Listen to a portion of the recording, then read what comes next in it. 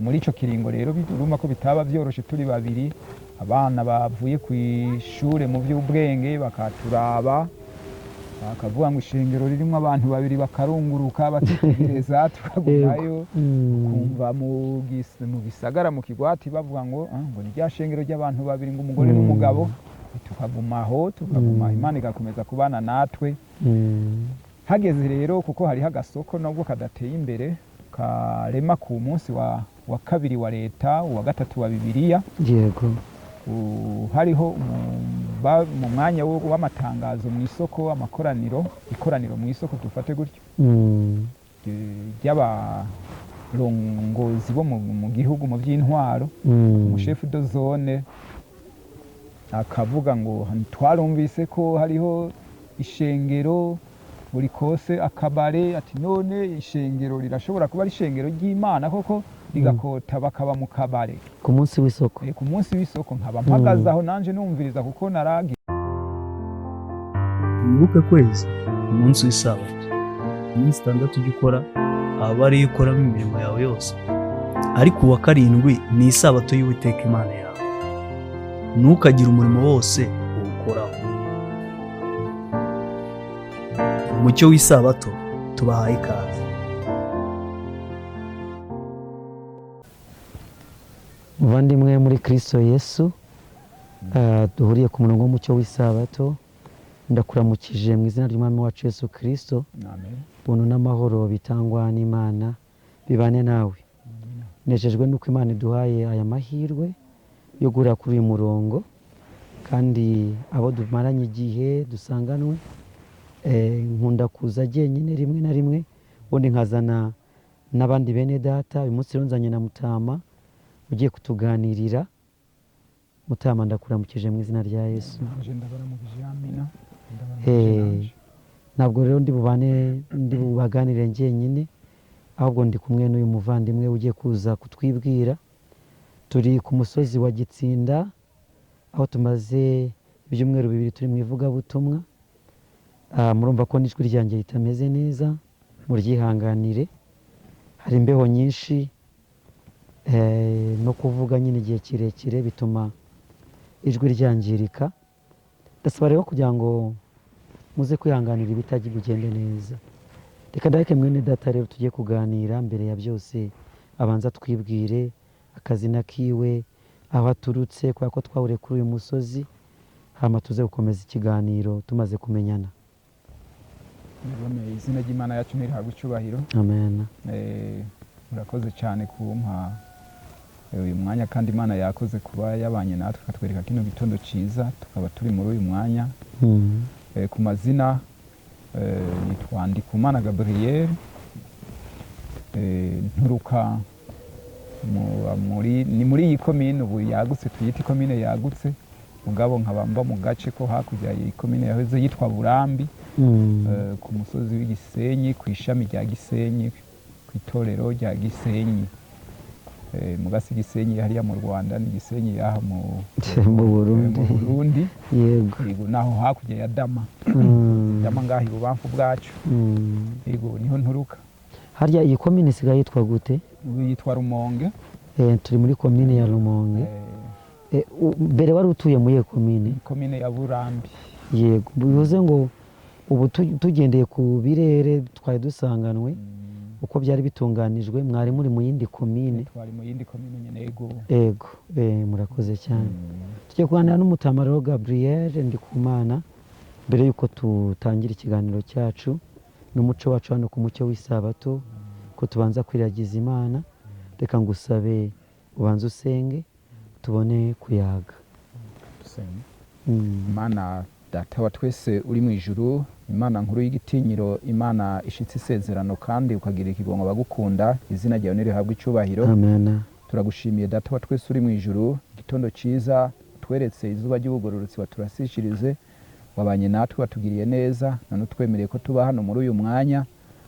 Twebwe abahungu bawe, twebwe turi hano, reka tukwinginge ngo wongere ubanze tubabarire, utweze uduharire ukugabitanya kose, imitima yacu n'imibiri bimaze ibizima biguhimbara. Data uri mu ijuru uzobukoze. Amen. Hanyuma amajambo agiye kuvugirwa muri kino kiganiro turimwo, reka tukwinginge ngo ntaba ari twebwe tuvuga, ariko mpwemu wawe akomeze kubana natwe, kandi aya majambo uyavugutire kugira ngo abazoyumva bose azobe ababere umuco, ababere ikimazi, natwe twese ushishikare kuduhezagira no kutugirira neza, benshi baze bahakure umugisha ku bwawe, twese dushishikare kugirirwa neza nawe.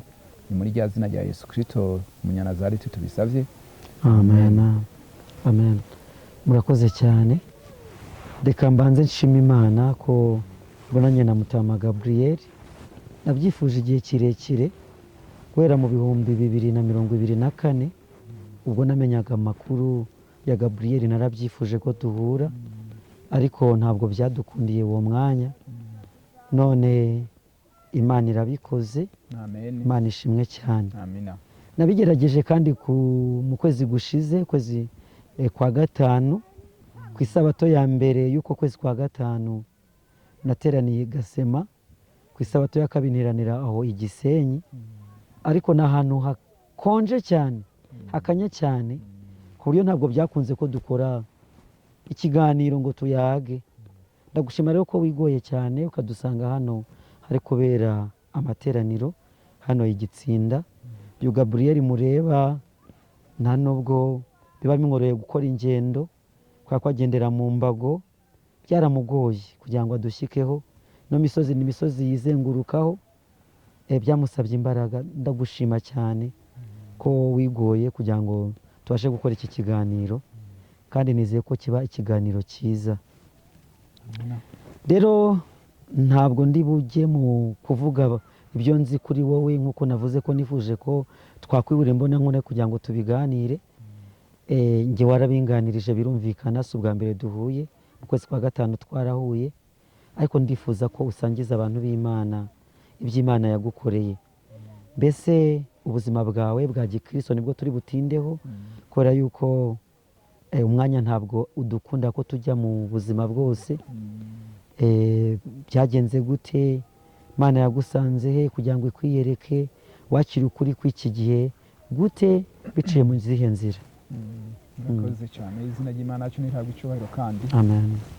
Je mu buzima bwa gikristo nk'uko usanga n'abandi kumbure babayeho, jewe nanje nahoze ndi Imana nakuriye mu ishengero rya Anglikani. Yego. Nasanze abavyeyi banje bari nakuriye mu ishengero rya Anglikane ahantu hitwa Inkizi. Yego. Aho naho ni muri komine ya kera, tuvuze komine ya kera ya Buyengero, ariyo yituri ariho kaka gace igice turimo. Hanyuma ndaho muri Anglikane rero ndahakurira, ko niho nize n'amashure mato mato, niho nakuriye. N'imbere yuko ntariga abavyeyi banje niho baja gusenga, niho hari urusengero tuva i Burambi tujabuka aho i Buyengero. Yego. Mu myaka nkiri mutoya, mu myaka ya 83 na 4 gutyo. Yego, ni kera. Si vuba. Hanyuma rero mba ngaho rero muri Anglikane, ndatora n'ikibazo cyo mu wa gatandatu, ndaja mu mwaka w'indwi, nguma muri Anglikane. Mugabo tugiye ku ishuri ugasanga kumbure umuntu agasengera aho abonye hose. Pentecote umuntu akajayo ari mu byo twita amagroupe biblique. Anglikane cyabuza ko umuntu agenda no gusengera muri Katolika. Hanyuma umuntu abaho gutyo muri ubwo buzima. Rero umugabo aho naguma ndi nari mu ishengero rya Anglikane, sinavuyeyo. Yego.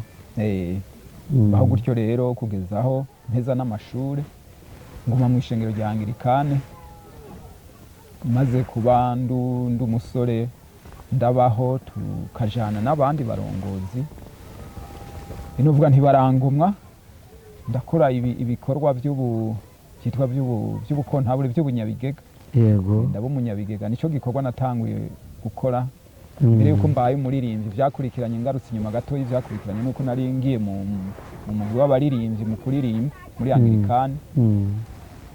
Tugaca tuza turajana rero n'abarongozi b'ishengero aho baroye mu bikorwa by'ishengero.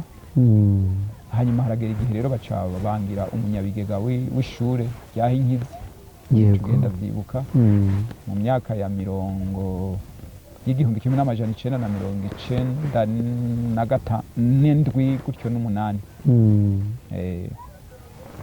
Hanyuma mbaho rero muri ivyo bindi muri Anglikane nkora ibikorwa bitandukanye. Haragera igihe mu gihumbi kimwe n'amajana 1999 twari ahantu menya iburambi wacu nyene nimba tutari Inkizi sindavyibuka neza.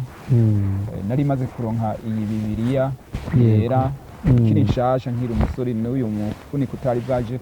yego Ndafise ahantu nabonye isomo wari umunsi wa dimanche ari wo wa mbere w'iminsi indwi twita wa mbere w'iminsi indwi no munsi. Ndabaza umurongozi w'ishengero yari aturongoye mu pastori ndavye hajya muri Matayo igice ca 28 ku murongo wa mbere handitse ukuzuka kwa Yesu Kristo. yego Ndamubaza ndibuka ico gihe ijambo ryanditseho ngo Yesu yazutse isabato yarayiheze. Ako karyo jambo gusa rimwe iheze naciye ndarisha kwa karongo n'ubu karacari niho murongo natanguye guca muri Bibiliya yanje kinishasha. yego Ndamubaza none mutanga ko mbona ngaha twebwe dusenga umunsi Yesu yazukiye kandi nkaba mbona handitse ko yazutse isabato yarayiheze. Twebwe bimeze gute ko muri Bibiliya isabato yerekana isabato ivugwa muri Bibiliya, none twebwe ko wumva iba yarayiheze akaba ariho tuza mu rusengero niyo byagenze gute?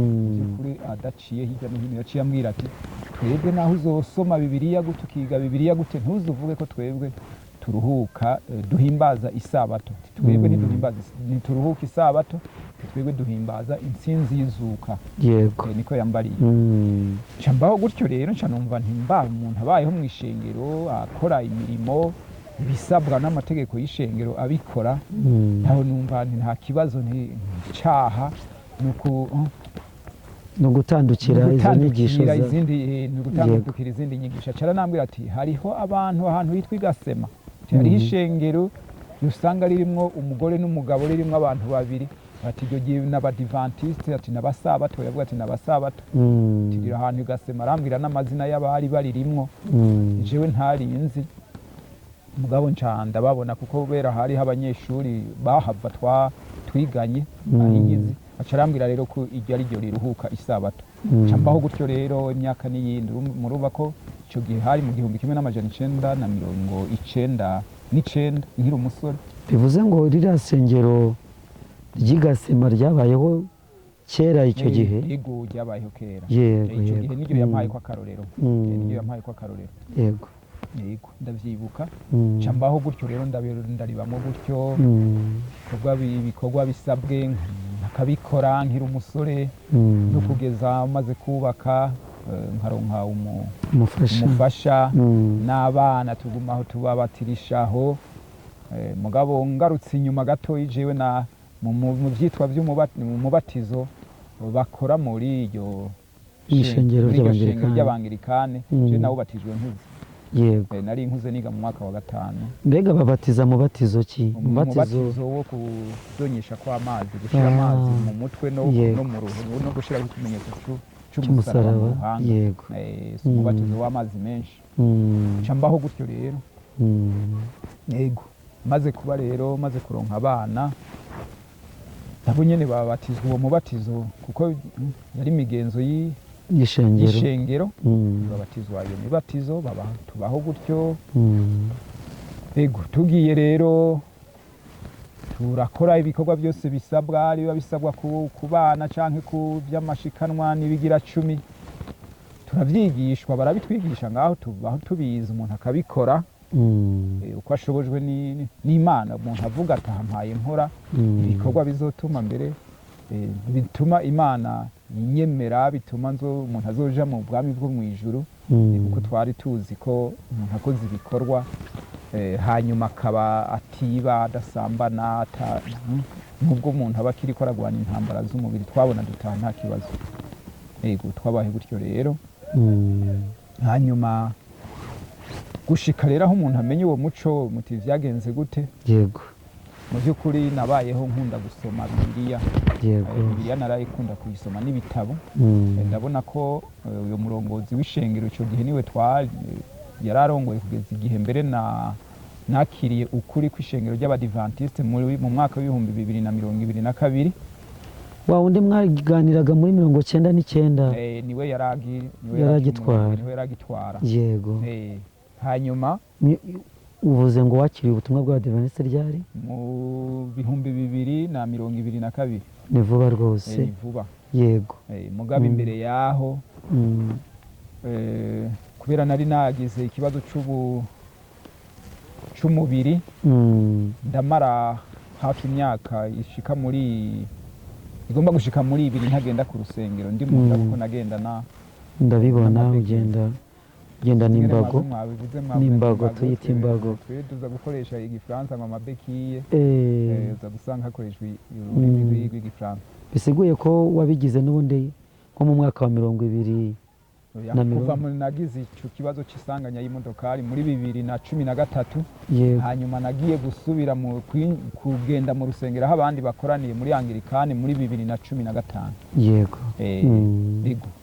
hanyuma ni mu mwaka w'ibihumbi 2018 ndaho numva nari namaze gusubira muri Anglikane ngenda n'ibeki imwe. maze kubampa umwanya wo kuvuga ubutumwa wo gusigura mu rusengero. Ndibuka icyo nakunda ko nabwiye ubwa mbere nkitangura muri 2015 kugaruka mu rusengero kubera ubwo bugwayi bw'umubiri nshoboye kugenda nje sinoguma ngaha abandi bari mu rusengero.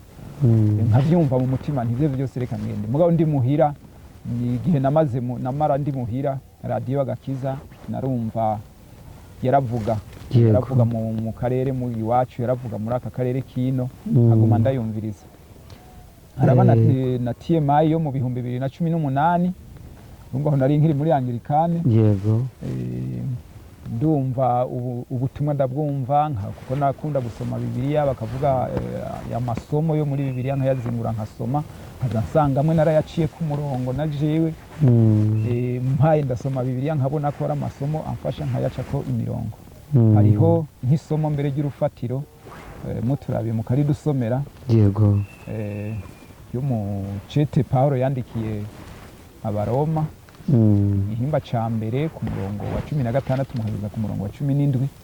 n'amajambo yamfashije cyane kugira ngo mbere mfate ingingo nabwo nari nkiri muri Anglikane nkumva nti ndashobora nanje mu by'ukuri nkumva ko aya majambo ambereye y'urufatiro, kandi aho sinari bwiyumvire by'ishengero ry'abadivantiste, ariko ayo nayafata gutyo nkabwira bene wacu bo muri Anglikane nti jewe rero ikintu ngomba ko mumfasha gusenga, n'uzo bafashe umwanya wo gusenga ntimumfashe gusenga mu by'ukuri musabira kubaha Imana no kuyumvira. Ntayo majambo abiri jewe numva ko ari yahagije, kuko nitegereza nkaraba iby'ubuzima naciyemo by'uburwayi nkabona nti igifisi kimazi no kubaha Imana no kuyumvira. yego Rwandiko Paulo yandikiye Abakorino igice cya mbere umurongo wa 16 n'uwa 17 haravuga ngo erega ubutumwa bwiza ntibunkoza isoni, kuko ari imbaraga y'Imana yeshu wizera wese gukizwa uhereye ku muyuda ukageza ku mugiriki, kuko muri bwo hari namo gucyanuka kuva ku Mana, guhishurirwa, guheshwa no kwizera, kugakomezwa nako, uko byanditswe ngo ukiranuka azabeshwaho no kwizera. Amen. Ayo majambo rero yakubereye inkomezi muri ubwo burwayi. Yego. Yambere inkomezi muri ubwo burwayi. Nzasanga rero hageze aho nakira ubutumwa bw'ishengero ry'abadivantiste bivanye nuko navuze ko muri radio Agakiza nagenda numva ibiganiro n'ubutumwa n'indirimbo biramfasha. Hanyuma maze kuza ndagenda rero byarashika naho ndi mu karere aho Igisenyi, nkatora radio Agakiza nkagenda ahantu hejuru ku musozi. Yego. Nkiri muri Anglikane kugeza mu hagati yo kuva muri ico kiringo ca 2018 kugeza mu kiringo mu bihumbi 2022 aho nabatizwa. Yego.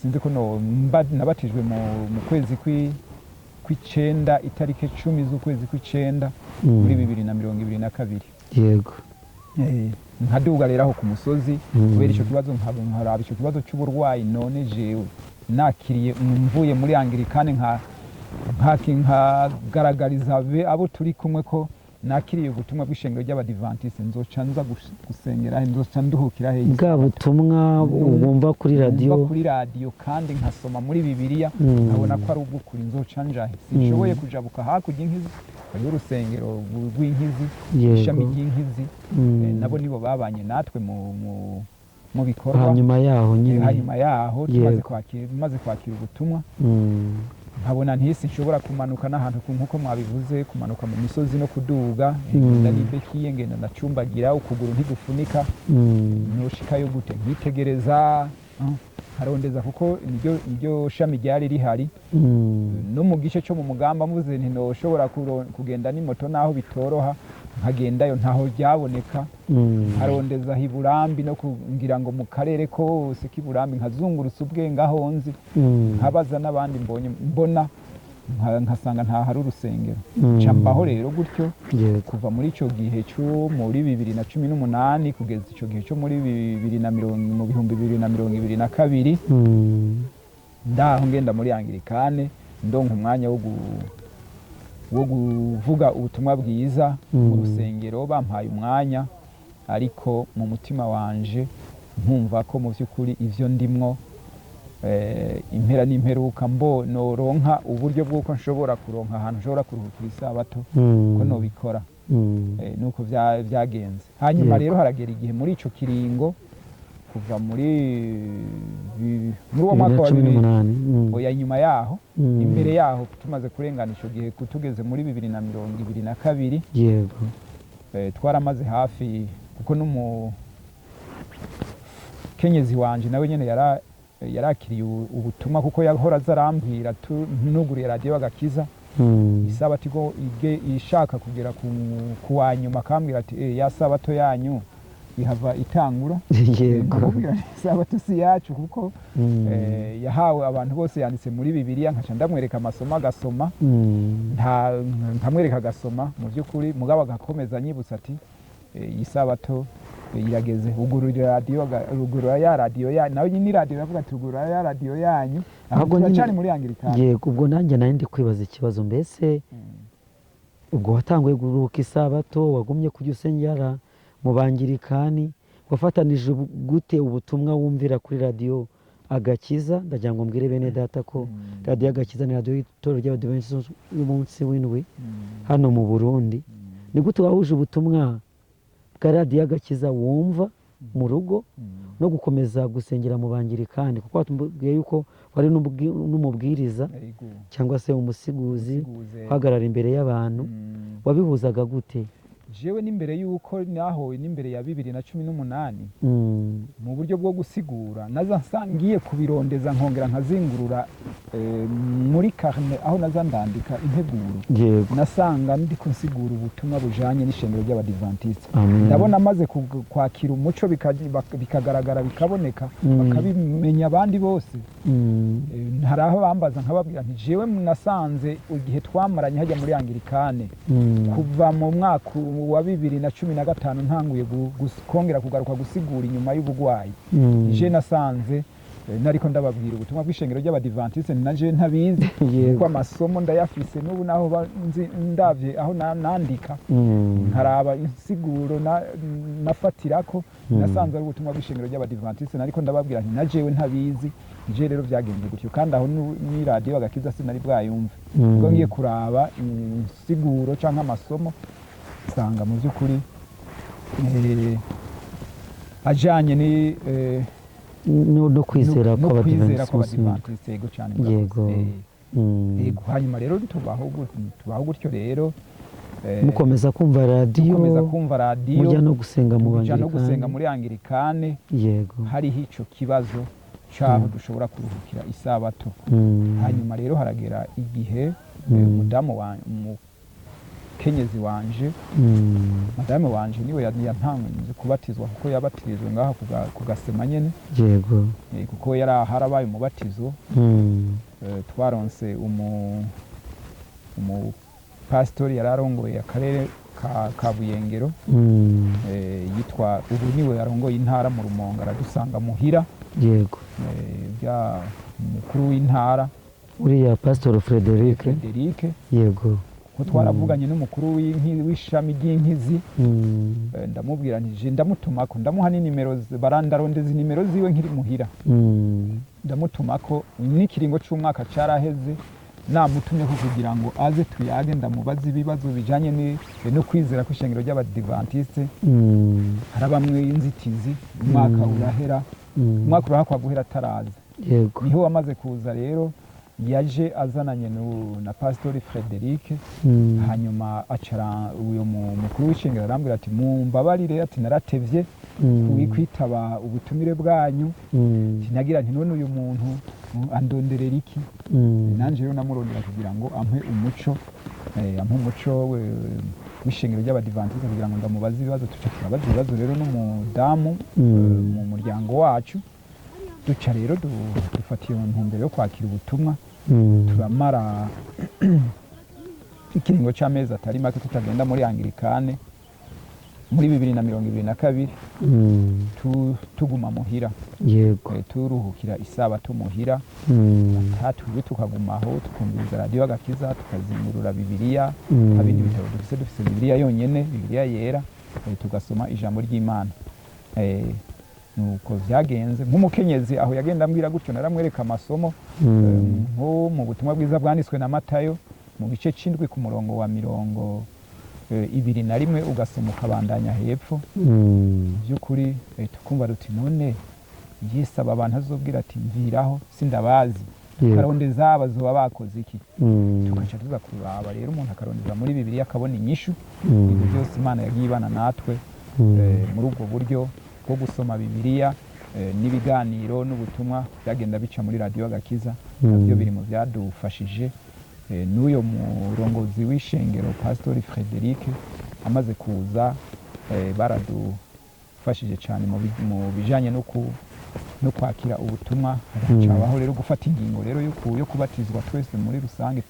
twabatijwe dusa n'abakurikirana, nubwo umudamu ari jewe natanguye kumva ubutumwa, we yatanguye kubatizwa imbere yanje kuko we yashobora kuza agashika ngaho kugasema. umubatizo wari ubaye icyo gihe muri 2022. yego nanje ndibuka icyo gihe mbere yabatizwa, nibutse umenya hari mu kwindwi itariki 31 sindavyibuka. je naho ntari bwabatizwe, ndibuka ko nari mu bikorane by'insago mu Rumonge hajya ku ntara, yego hajya mu Nkayamba. mu icyo gihe we yabatizwa, nanje nari mu Rumonge, naciye Bujumbura ngenda ndaca i Bujumbura ndagenda mu Nsago. naho nari nzi imbere ngo haraba urubatizo, icyo gihe nta rubatizo rwahabaye, nari nzi ngo ncamvayo mbatirijweyo mu Rumonge. bica bigenda gutyo rero. haca nuko byagenze rero mu ncamake. none dukurikije nyine imiterere y'umubiri wawe n'ingorane z'ubuzima wagize, ndumva mfite amatsiko, wabatirijwe hehe? byagenze gute umunsi w'umubatizo? umunsi w'umubatizo murakoze cyane. Imana yarabikoze. nari nagarutse Gisenyi, navuye mu Rumonge, ibikorane bikuru vyaheze. yego hanyuma haraba nuvuga twocitangwaga gakorane ko kumugaragaro kuko twateguwe, nuvuga ko kateguwe Imana yabanye natwe. hanyuma uyo Pastor Frederic yari yamaze kuva ngaho Buyengero, hariho uwundi mu pastori umupionnier mu pastori yitwa 60. harategurwa rero igikorane hano twashinze ihema imbere y'amazu.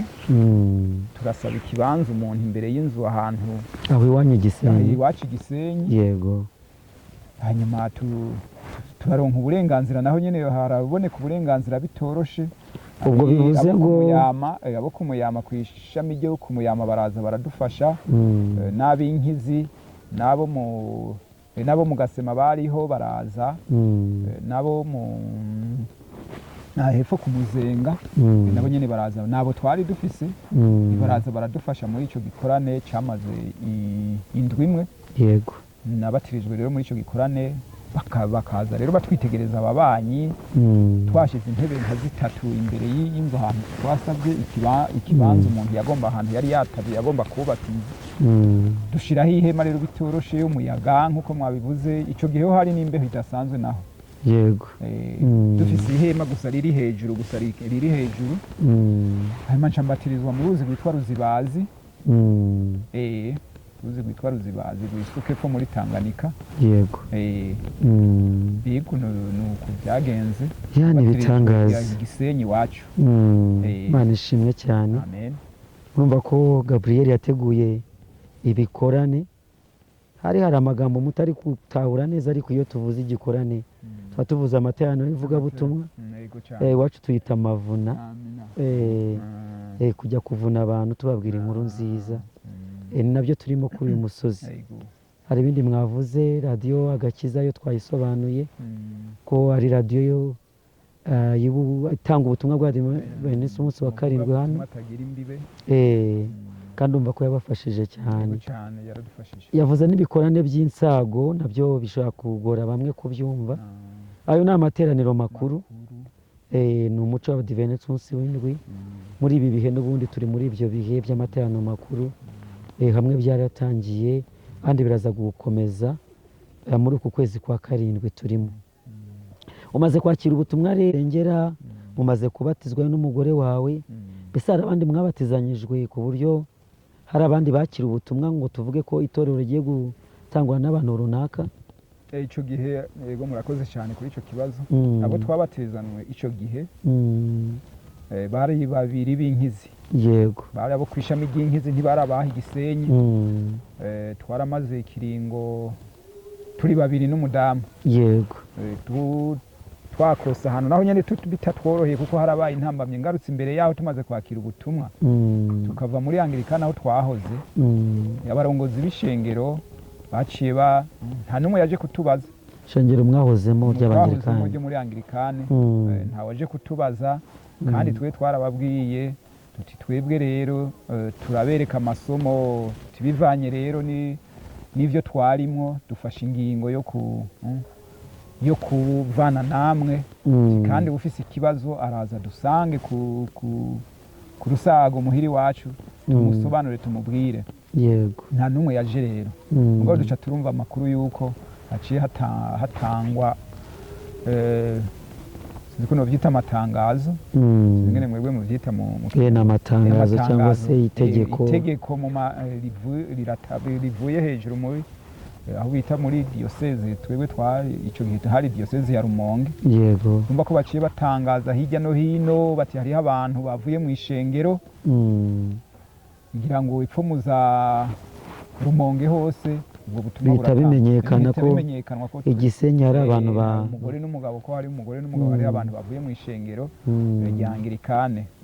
Ibyo twarabyumvise kandi barabitubwira, bamwe barabitubarira, nubwo abo barongozi bo twababwiye ko boza tukabasobanurira impamvu yatumye dufata iyo ngingo ntibazi. Duca tubaho gutyo rero, turaronka bitoroshe aho dukota. Tumaze kuronka inzu yahoze ari akabare. Yego. Yahoze ari bare, ngira ngo tuvuze bare aho akabare birumvikana. Hanyuma yari y'umupfakazi umwe ari hano waha Igisenyi, carayidukotera, twayikose 10,000 ku kwezi.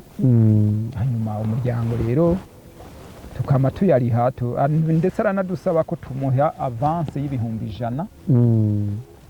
Turabona ko ibyo 100,000 bitokoroha kubitanga kuko umuntu harawe yibaza ati haraho dushobora kuhava tugaca tuja ahandi. Duca turaronka 1000 bishika muri 50 by'amezi 5. Duca turabimuha ko avance. Yego.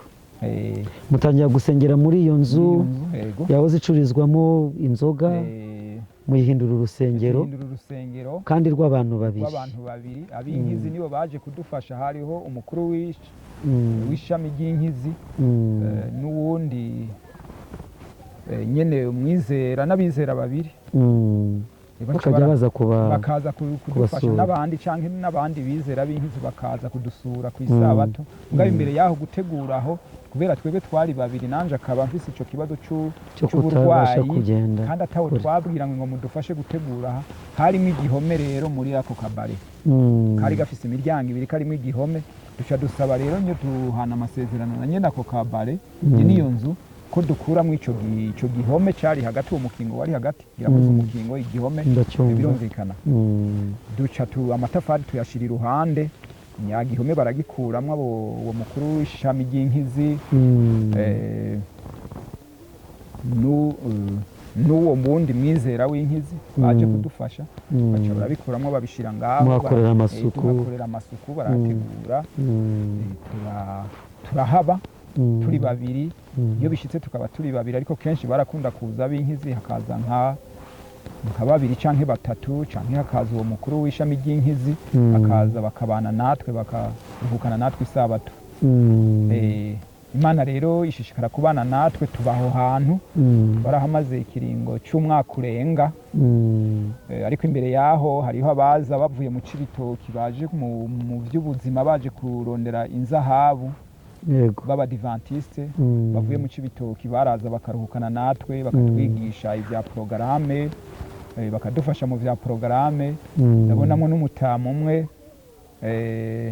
yitwa izina nzi yitwa Masabo umupapa w'umukuru w'ishengero yitwa Justin ava mu Cibitoke yaradufashije natwe muri ubwo buryo bwo gukota araduha amafaranga y'amezi 3 Imana imumugisha Imana imumugisha cyane yarakoze araduha amafaranga y'amezi 3 yo gukota aho hantu twari dusanzwe turi muri ico kiringo rero biruma ko bitaba byoroshe turi babiri abana bavuye ku ishure mu by'ubwenge bakaturaba bakavuga ngo ishengero ririmo abantu babiri bakarunguruka batitegereza tukagumayo kumva mu bisagara mu kigwati bavuga ngo ni rya shengero ry'abantu babiri ngo umugore n'umugabo tukagumaho tukaguma Imana igakomeza kubana natwe hageze rero kuko hari hagasoko nubwo kadateye imbere karema ku munsi wa kabiri wa leta wa gatatu wa Bibiliya yego hariho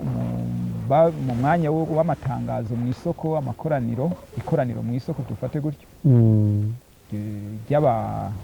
ry'abarongozi bo mu gihugu mu by'intwaro umushefu de zone akavuga ngo twarumvise ko hariho ishengero buri kose akabare ati none ishengero rirashobora kuba ari ishengero ry'Imana koko rigakota bakaba mu kabare ku munsi w'isoko nkaba mpagaze aho nanje numviriza kuko naragira umwete naho ntaba nshoboye kuguma mpagaze umwanya muremure naragenda nkumviriza amatanga kuko niko mu buzima niko bisanzwe biri nabasanzwe ndaho hafi kuri ako gasoko hari hantu naba nicaye ku nzu nteramiyeho fise utuntu kumbura umuntu acuruza nkagenda rero nkumviriza amatangazo bariko bavuga mu ikoraniro kavuga ngo iryo shengero ngo ntiribaho ngo ubwo n'ubudumbidumbi ngo bategerezwa kugura ikibanza ngo ari ishengero ry'Imana bakagura ikibanza hanyuma bakubaka urusengero bakaba mu rusengero rwabo tubaho gutyo rero ayo majambo yose agenda aravugwa igihe kirekire cyane haragera iki mu mwaka wa 2023 yego umenye harabonetse umwizero umwe w'umugabo nawe uturutse ahandi uya wahi Gisenyi nyene yego wahi Gisenyi arakira ubutumwa arabatizwa amena mu gikorane cabaye mu mwaka wa 2023 mu mavuna nkuko mwabivuze yego ya 2023 iyo yarasa nuko yarushirijeho gatoya twararonse kumbure naho nyene abadufasha uwacara abatizwa ari uyo umwe tubaye batatu haca haraboneka rero n'uyundi yavuye ku ishengero mu ntara ya Mugendo mu Nyabiraba mu ntara ya Mugendo ishengero rya Mugendo yaraje nawe nyene mu by'ubuzima uwo nawe nyene yarabanye natwe mutama yitwa Fidele izina ry'ikirundi sindaryibutse neza yitwa Fidele abana natwe duca tuba bane acabana natwe duca tuba bane ariko mbere we yaje imbere y'uwo mwizera yuko abatizwa yego w'igisenyi yaje imbere yiwe tuba batatu gutyo hakaza haraza rero n'abo baje bava mu Cibitoki bakabana natwe baje mu buryo bw'izahabu. Tumaze kuba tuhamaze umwaka muri iyo nzu tuhakose, uyo nyene inzu aragomba kuyigurisha, aratubwira ko twoyimugurira, ati dushaka kuyigura tuyimugurire, aratwaka miliyoni 2,500,000. Jewe nkabona ko aho hantu tuhaguze niyo nzu gusa, nta umuntu yoshobora kwagurira mu kumbure mu nyuma habonetse uburyo. Sinafata intumbe, sinumva jewe muri jewe ko noshobora kuhagura ngo mbwire umudamu turabe ingene turondeze ko muri ingene twoshobora kuhagura. Hanyuma duca ndamuha umuriyoni aranka. We mbere yari yaduciye yatwatse miliyoni 3, ndamuha umuriyoni, hanyuma mu nyuma ndamuha umuriyoni n'500,000. Mugabo ivyo nabikora mu buryo bw'uko kuko mbona ati aha hantu naho hari iyi nzu ni ntoya, naho bari kuyagura umuntu habonetse uburyo bwo kwagura ngo rube urusengero, ntaho kwagurira hariho. Duca tubaho gutyo rero, duca dusa n'abazimbanwe rero ntitwumvikana ku giciro. Acarondera ubu haboneka ubundi rero acarahagura, ubu nawe rero acagaruka rero kuhagira akabare. Ica bisaba rero ko duca turondera ahandi hantu duca twimukira, tuvaho twimukira ahandi mu yindi nzu y'umuntu yarahije kubaka w'umutamo nawe sinumwizera, ariko yaradufashije cyane. Kuvuga ko yadufashije, turayiduha turayitegura, arayugara. Amaze kuyugara, we mbere icyo yadusavye amafaranga yo kurondera isima ryo gukora gutunganya iyo yakugihoma imbere no ku miryango no kwidirika, ku muryango no kwidirisha. Duca turarondeza rero mu muryango, dufara n'uburyo bwagenda buraboneka mu bigira 10 n'amashikanwa, bito mu mashikanwa yasigara ku rusengero. Tuyakoresha muri ubwo buryo turongereza ko turarondera ko gasima. Duca turahakora rero, duca tuba turaruhukiye ngaho. Yego duca twimukiye aho, naho nyene tuguma muri vya bibazo by'agasuzuguro n'agacokoro ko mu buryo bw'abarongozi n'abandi. Yego n'abandi twahoranye n'ayandi madina dukikije. Ariko byibuze muba muruhutseho gato igisebo cyuko musengera mu kabare. Yego biguma ari vya bindi nyene, ari vya bindi nubwo katari bwa kabare yari inzu shasha bagiheza kubaka. Tuguma mu buryo. None mwaje kubona urusengero mute? Kubera yuko narabasuye mufite urusengero rwiza runini, nubwo rutarakingwa, rutarakorerwa amasuku. Hari bene data twabereka agafoto twafatiye icyo gihe. Kino gihe cyari igihe kidasanzwe cy'imbeho nyinshi, bo yaradukubise, bamaye umwanya wo kubwiriza birananira. Yego twagomba gukora n'ikiyago, nabivuze kubamye twagomba kufatira hariya, ntabwo byadukundiye kubera imbeho yiwanyu yarangoye cyane. None runo rusengero ndi kwereka bene data rwabonetse rute? Cyaciye muzenzira kugira ngo Imana ibavaneho icyo gisuzuguriro, aho abana babakoba, aho abakuru bo muri leta bavuga bati ako gasengero gasengera mu kabare, bakuru b'amadini nabo babibasira. Ni gute Imana yabikoze kugira ngo mubone kino kibanza mwubake runo rusengero? Yego izina ry'Imana cyo rihabwa icyubahiro. Amen. Imana yarabikoze nyene nk'Imana, yabikoze nk'Imana koko. N'ikibanza twanaguze cyari icishengero twahozemo mbere mwanashaka. Byangirikana. Ntabwo ari cyo umuntu ku giti cye. Ntabwo ari cyo umuntu ku giti cye. Reka murogoye gato muvandimwe. Gabriel avuga amagambo make, ariko igihe mwene data Celestin yambwiraga ibyanyu, nyine yambwiye ko ari ibitangaza ko uyu Gabriel n'umufasha we bazamukaga muri icyo kibanza bagasengera aho hantu, kandi basaba Imana ngo Mana uzaduha aha hantu tuhasengere, tuhubaka urusengero. Kugeza igihe Imana ibikoze, babandi babakoba, babandi bahoranye babagurisha icyo kibanza. Ahari wabibwira abantu b'Imana ne kubivuga ngewe kandi uhibereye. Yego cyane.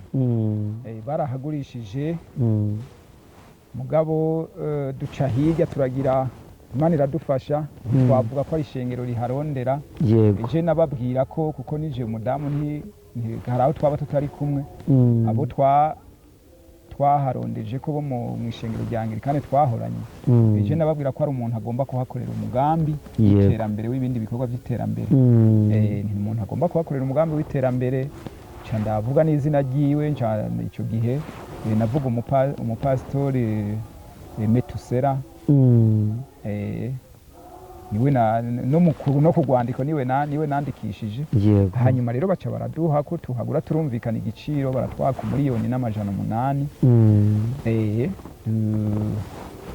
amafaranga turayaron mu muryango Imana iradufasha yaraboneka haca haraboneka n'umwizera umukuru w'ishengero ryo mu Kagongo yitwa Simon mutama nawe yaradufashije mu kurondera ayo mafaranga y'ikibanza gisha kiragugwa gisha kiragugwa kimaze kugugwa rero kiboneka ari ahantu nyene hadafise ishusho yo kuhubaka n'ubwo usanga abahinga kumbure mu kubaka bo bari gushobora kubikora mugabo twebwe tukitegereza n'umudamu ayitegereza nkaraba nino n'aha hantu urusengero rwomera gute wasanga hari umusozi usa n'uwibumvye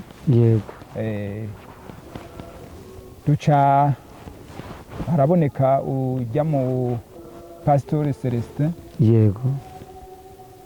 araza imbere yaho twari twamaze kuronka n'amatafari turasaba no kuronka aho dufyaturira amatafari kuko ico kibanza tumaze kukigura nta vuri hari ryo kuronkamwe amatafari duca turarondera mu babanyi bo muri Roma baba hepfo y'urusengero turaronderaho ikibanza cyo gufyaturira cyo kubumbamo amatafari baraduha turavugana ibyo badusavye umuntu akabikaronderwa hanyuma bigatangwa turafyatura amatafari ashika mu 12,000 tumaze kuba rero dufashe iyo ntumbero yo gufyatura amatafari twiyumvira nyene kubaka dutegereza kuzokubaka dukume twubaka inyubako ntoyi tuve muri ubu buryo bwo gukota naho nyene ataho tubona duti mbega uburyo bwo kubaka mbega uburyo bwo gusehura amatafari akaduga ngaha bizogenda gute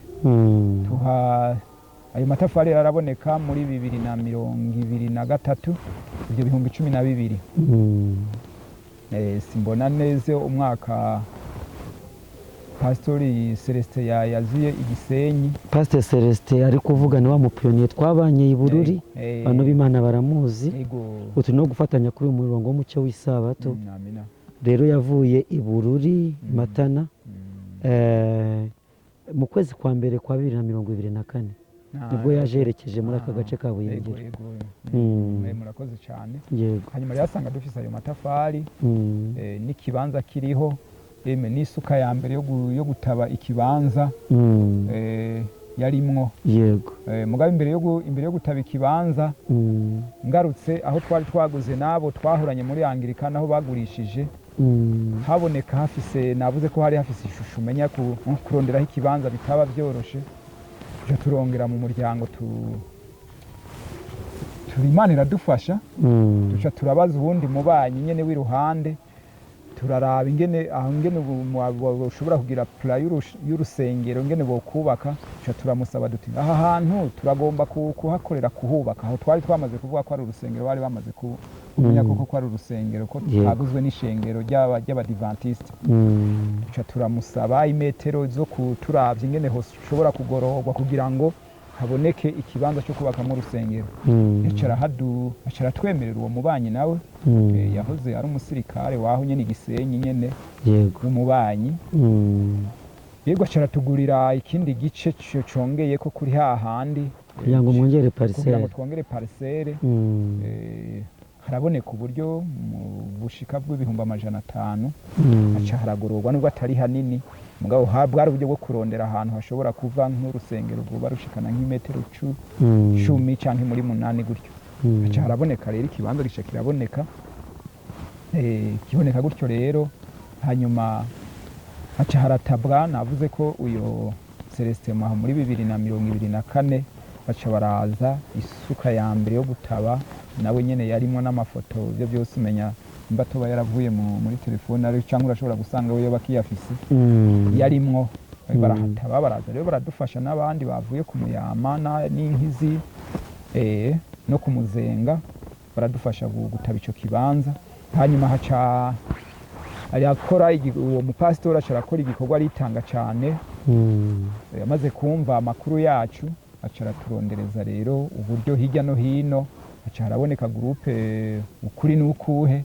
yego amatafari twari tuyafise rumwe byari byo 10,000 nk'uko mwavuze mwabonye ijya nyubako mu by'ukuri niyo gurupe ukuri n'ukuhe nibo badufashije kugira ngo amabati aboneke, isima n'amatafari.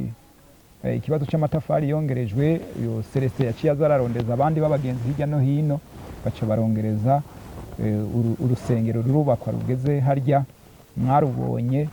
Turabishimira Imana kandi tugashimira n'abantu b'Imana abafashije mu buryo bwari bwo bwose aho bigeze. Mu by'ukuri turabikengurukira Imana. Yego nuko byagenze kugeza hajya rujya rusengero mubona ruhagaze kurya. Mwavuze ko hari imbeho, turabishima uko biri kose ntacyo tugaye. Imana yarakoze ibikomeye. Ivyugazo ntibiraboneka n'ibindi byinshi bigikenewe ku agasima ibiki.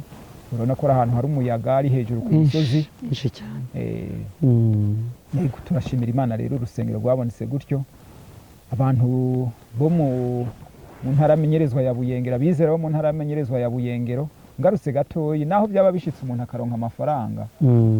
Abo mu madina mu mashengera dukikije haje Gisenyi, naho haba habone ubabwiye uti muze muduturira amatafari tubaha amafaranga, duharure ku itafari mutuzanire, baranka bakaguma baturabaho bibereye ngaho, kandi atari kuvuga ngo n'abantu bafise iyindi mirimo bakanka. Bikaboneka ko hari urwango rukabije cyane, rukabije akanashika no ugasanga mbere hari n'uwo twaha n'amafaranga akagira agakora agatura na makeyi agaca abivamo agaca yigira. Yego urugamba rukomeye cyane kandi Imana ishimwe yabanye namwe. Amen. Nshuti z'Imana nkuko nabivuze, nifuje guhura n'uyu muryango cyane, umuryango Imana yakoresheje ibikomeye, mugabo n'umugore bakemera gukobwa kwa kundi mwabyumvise, bagasenga ari babiri, bagatangira umushinga w'inyubako y'urusengero ari babiri, kugeza ubwo Imana yagiye baha amaboko, kugeza ubwo bigeze ubu. Imana ibaha umugisha cyane. Narabashyitseho, naraharabye, ni ahantu hagoye, hari bitarakorwa, ntabwo ari abakire, bituriye mu misozi, ariko Imana bakoresheje ibitangaza bikomeye, kandi umuhati wanyu ntabwo ari ubusa ku mwami. Ubwo ingororano Kristo azabaje gutanga ingororano ku bamukoreye, ntabwo nshidikanya muzanezerwa cyane mubonanye n'uwo mwahisemo gukurikira. Imana ibahe umugisha. None tugana ku musozo rero w'ikiyago cyacu, mbese niki mubwira abantu b'Imana, nakaye kamo mubatera ku byerekeranye n'umurimo cyane cyane ukenewe kuri iyi misozi? Niki mubabwira kugira ngo biyumvire iby'umurimo w'Imana, ndetse no kubafasha kugira ngo iriya nyubako hari ahantu musengera habashe gutungana? Yego murakoze cyane. Mu by'ukuri turashimira Imana cyane. Namaze kubivuga sindambirwa no gushimira Imana. Imana yarakoze aho ibikorwa bigeze, turakengurukira Imana. Amen.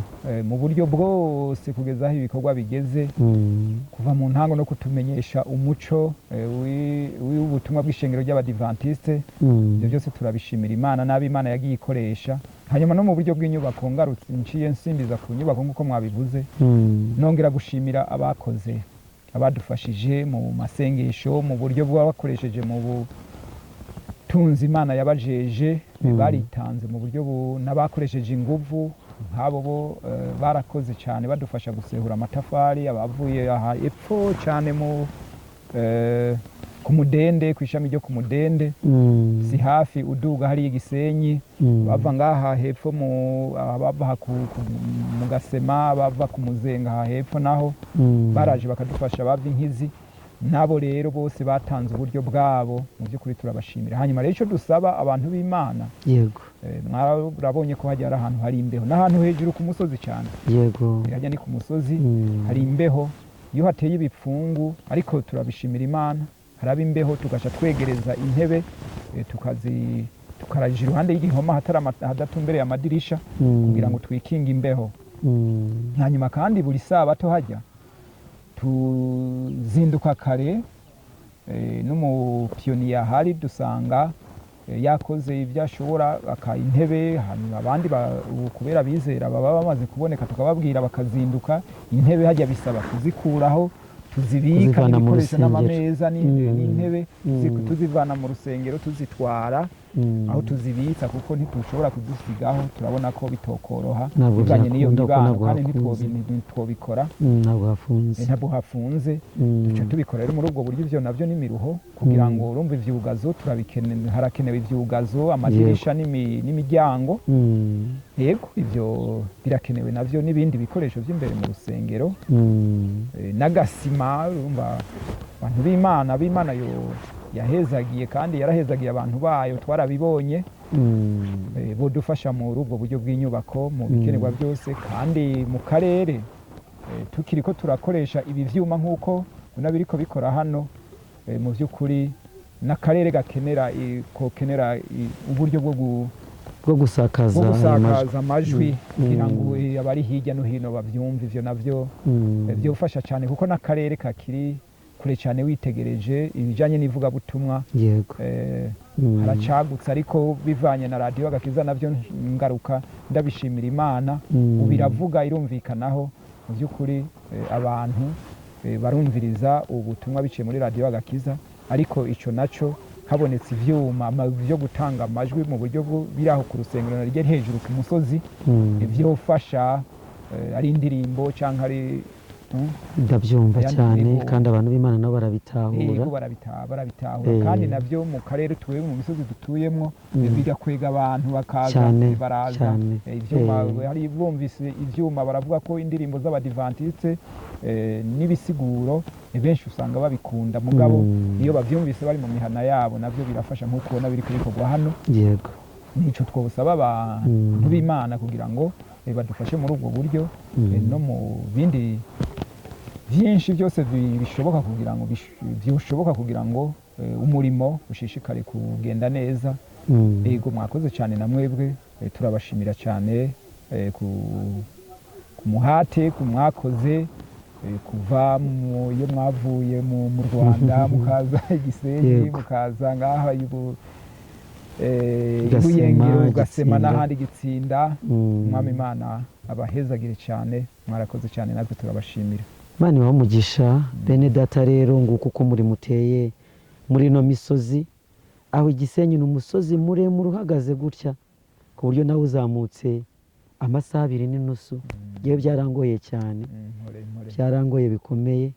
Aho ngereyo naho tugiye guterana ku isabato, imbeho irankubita rwose, imbuza kuvuga. Twari tuzi ko turi bushyireho kamera tukaganira gutya ngo tubabwire by'Imana yakoresheje bano bantu b'Imana, ntabwo byakunze. Iyo sabato yabaye sabato special. Nuko turabinginga cyane, ubwo abantu b'Imana bari gutabaza ngo babone inzugi zo gukinga urwo rusengero, babone amadirishya yo gufunga ayo madirishya nyene. Turabinginga ngo abumva iri jwi bashoboye, Imana bakoresha iby'ubutwari. Abantu muri aka gace ni bake cyane, usanga urusengero rubonekaho abantu 2, 3 se 7, ariko bakoze ibikorwa bikomeye. Ayo matafari yavaga aho hasi cyane mu kabande, bakazamuka uwo musozi. Nagenze amasaha 2:30. Barakoze ibikorwa bikomeye cyane, nabo gushyigikirwa. Rero Imana ifasha abantu b'Imana bari kumva iyi ntahe, kugira ngo Imana bakoreshe iby'ubutwari. None Mutama, nubwo navuze ni reka duheze ubungubu, mfite amatsiko. Amatorero yaha nyine abafite abantu 2, 3. Itorero rya Gasema nubwo wavuze ko ryabayeho kera cyane, utarakira n'ubutumwa bwa Adventiste, ariko umushiki wacu Foibe atubwira, ari we nawe waduhamagaye ngo tuze gukora ivugabutumwa hano. Twasanze ari abantu 2 bahasengera, bafite umugabo umwe. Itorero ry'Igisenyi ritangiye mu mwaka wa 2022, ubu rifite abizera bangana gute? Mu mavuna yo no munsi rifise abizera bashika muri 10. Amina. Rifise abizera bashika muri 10, n'ubwo usanga harimo intambara n'intambamyi z'umwansi agenda azana. Kuko muri uyu mwaka uheze wa 2025 harabayeho amavuna. Imana yarakoze cyane, harabatizwa harimwo umwe yava i Buyengero, Igisenyi bari babatijwe bashika muri 12. yego Nubwo babiri usanga bariko canke batatu muri batatu gutyo usanga biriko basubira inyuma. Abo tubayeho gutyo. Iryo torero rya Gisenyi rero nubwo rivutse vuba, niryo torero rinini cyane cyane cyane riri muri aka gace ka Buyengero. Bamaze kutubwira ko rigizwe n'abizera 10. Murumva ko umurimo ari mugari cyane. Turamagara abantu b'Imana rero kugira ngo biyumvire igikorwa cy'Imana. Mbese ku byerekeranye n'ivugabutumwa urumva mwararitangiye, mbese hari icyo muteganya ubu? Ese murabwira iki abantu b'Imana? Ubu turi i Gasema, ntabwo turi i Gisenyi. Niki mubwira abantu b'Imana ku byerekeranye n'integuro z'ivugabutumwa muteganya muri ino minsi? Yego, izina ry'Imana yacu nirihabwe icyubahiro. Turateganya, turiko turondeza, kuko ico gihe cyo muri ayo mavuna yo mu mwaka uheze Imana yarakoze cyane. Hariho abavuye i Bujumbura ku ishami rya Buhomba,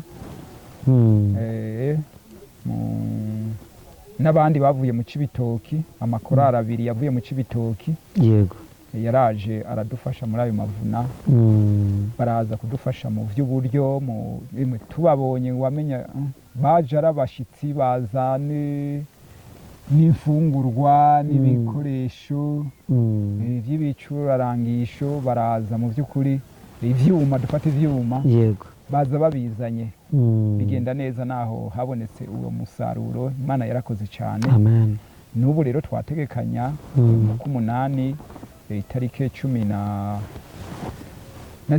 kugeza itariki 29, ko Imana yongeye ikabana natwe ko twokungurwa tukaja ahandi hantu ku musozi. Hariho akandi gasozi kari hakurya hajya y'urusengero, yego, ko ariho twokorera kugira ngo igice cyo hirya cyo ugenda mu ruzi rwa Ruzibazi, kuko aho naho icyo gihe muri uyu mwaka uheze amajwi ntiyashikayo.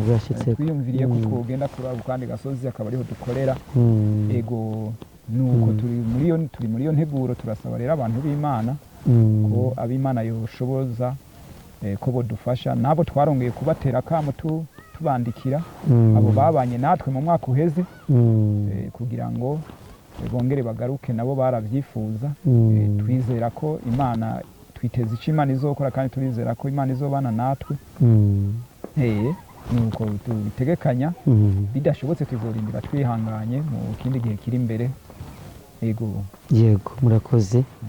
Ayo materaniro y'ivugabutumwa rero barayambwiye, ariko tumaze iminsi hano, ntabwo nabemereye yuko bizakunda ko tubana nabo ku mucyo w'isabato, kubera yuko biradusatiriye cyane. Ndetse hari ahandi nzaba nagiye kuvuga ivugabutumwa, ntabwo nzabana nabo. Ariko ndagira ngo ngusabe utange nimero zawe za telefone. Hari abantu bakwiyumvira igikorwa, bakagira icyo bakora bakunyuzeho, bidasabye yuko banyura ku mucyo w'isabato. Nubwo nabwo abazadutuma tuzatumika, ariko tanga nimero za telefone kugira ngo abantu b'Imana babishoboye bazakuganirize, bamenye ibisabwa, bamenye uko babigenza, kugira ngo umurimo w'Imana ujye imbere. Yego, murakoze cyane. Nimero yanje ya telefone ni 68, yego, 896, 921, yego, 68, 896, 921. Urakoze cyane. Ubwo rero abari hanze y'igihugu cy'u Burundi muzibuke kongeraho guteranya 257 kugira ngo mubashe kuvugana n'uyu mwene data Mutama Gabriel, ababwire ibyerekeranye n'uwo murimo. Ngiye byankoze ku mutima cyane, kandi ningiye ko namwe bukore ku mitima yanyu, ngo mwiyumvire igikorwa cy'Imana kuri iyi misozi miremire yo mu gihugu cy'u Burundi, hereranye cyane no hagati mu gihugu, mu bice bya Rumonge ndetse na Bururi, ahantu iby'Imana bitaratsimbatara rwose. Misozi imwe igaragara niko bavuga mu Burundi. Ukuri kw'Imana kutarahashyika. Imana idufashe rero cyane kugira ngo dukorane nayo, dutebutse kuza ku mwami wacu Yesu Kristo, tutaye mu bwami bwo mu ijuru. Twavuze byinshi rero kandi ikiganiro cyamaze kuba kirekire, reka dusoreze ngaha gusaba nk'uko n'ubundi wabatangiye n'isengesho, udufashe dusoze n'isengesho maze dutandukane. Amen. Twongeye kugushimira no kugukengurukira data wa twese uri mu ijuru ko wabanye natwe muri iki kiganiro twarimwo n'uyu mwene data Eric, izina ryawe nirihabwe icyubahiro. Amen. None rero iki kiyago, aya majambo twumviye hano, izi ntahe zivuzwe hano n'izindi tutabashije kuvuga, reka tukwinginge ngo aya majambo abazoyumva aze afashe benshi kugira ngo ijambo ryawe rishishikare kuba koko umuco n'itara rimurikira benshi, ritumurikira muri uru rugendo. Natwe rero ushishikare kudukomereza muri uru rugendo, ugumane natwe, ushishikare kubana natwe, urakomeza uyu muhungu wawe ndetse n'abandi bose, ushishikare kumuha umugisha kandi uyu murimo ushishikare kugumana n'abantu bawe. Urakoze rero abo bene wacu bari hirya no hino, bene data ushishikare kubaha inzara n'inyota, kandi uduhe n'inkomezi z'umutima n'iz'umubiri mu gikorwa cyawe. Ubwacu ntacyo twokwishoboza. Yesu wacu ushishikare kugumana natwe ijoro n'umurango, ni muri rya zina ryawe Yesu Kristo tubisabye. Amen. Amen.